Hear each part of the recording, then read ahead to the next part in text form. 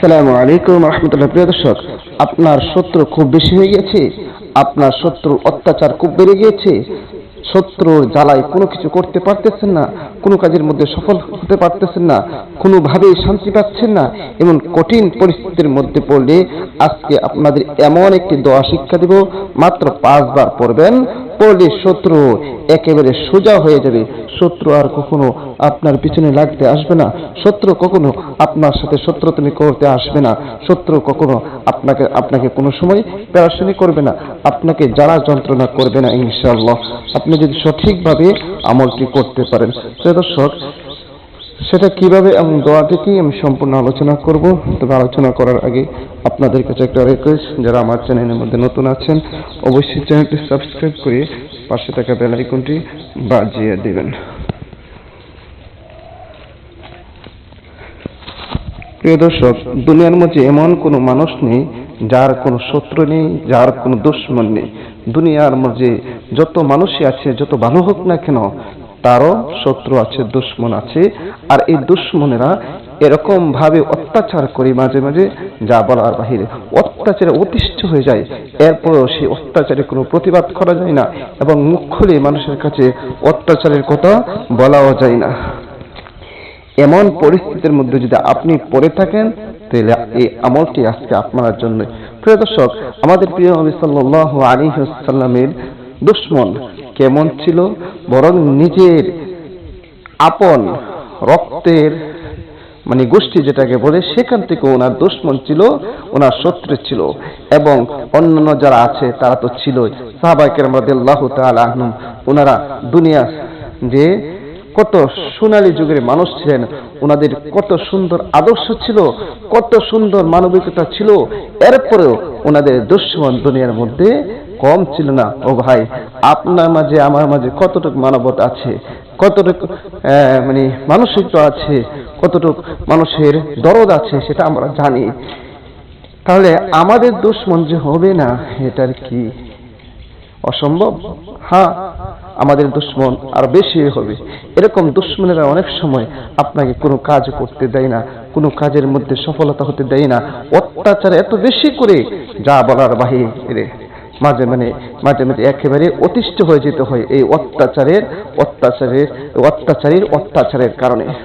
প্রিয় দর্শক, এই কঠিন পরিস্থিতির মধ্যে যদি আপনি পড়েন, আজকে যে দোয়াটা শিখিয়ে দিচ্ছি সেটা হাদিসের মধ্যে এসেছে। আপনি সেটি আল্লাহর উপর পূর্ণ আস্থা রেখে আপনি এই দোয়াটি পড়বেন, ইনশাআল্লাহ আপনি সাথে সাথে ফল পেয়ে যাবেন, আপনি সাথে সাথে ফলাফল পেয়ে যাবেন। এই শত্রুকে আল্লাহ পাক রব্বুল আলামিন কুদরতিভাবে দমন করে দিবেন, কুদরতিভাবে তাকে দমন করে দিবেন, সে আপনার পিছনে লাগতে আসবে না। সেই দোয়াটি কিভাবে করবেন? সেই আমলটি করার জন্য সর্বপ্রথম আপনি উযু করে নেবেন, পবিত্র হয়ে নেবেন। উযু করে এরপরে আপনি আমলটি করবেন। উযু করার কথা কেন বলেছি?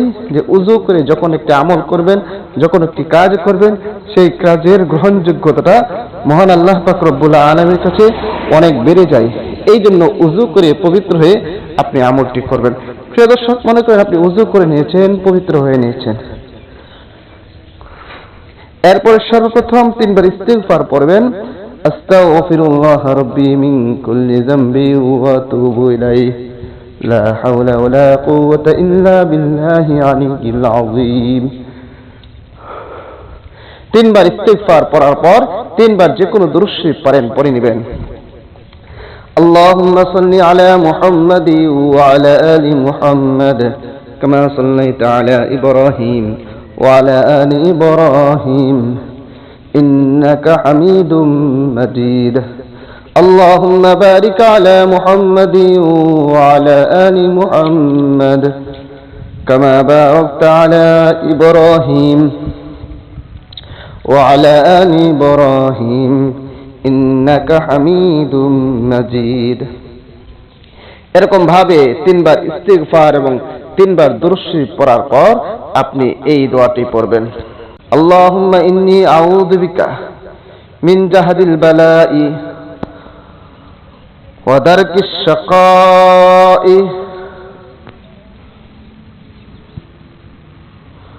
ওয়া সুইল কাদাই ওয়া শামাতাতিল আদাই এই দোয়াটি আপনি পড়বেন।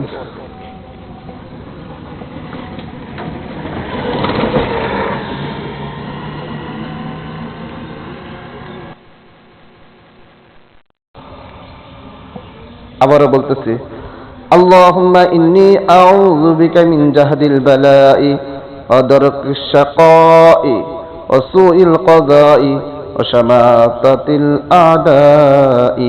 এটা 5 বার পড়ার পর আবারও যে কোনো দুরূদ শরীফ পারেন আপনি পড়ে নেবেন 3 বার। সাল্লাল্লাহু আলাইহি ওয়াসাল্লাম, সাল্লাল্লাহু আলাইহি ওয়াসাল্লাম, সাল্লাল্লাহু আলাইহি ওয়াসাল্লাম।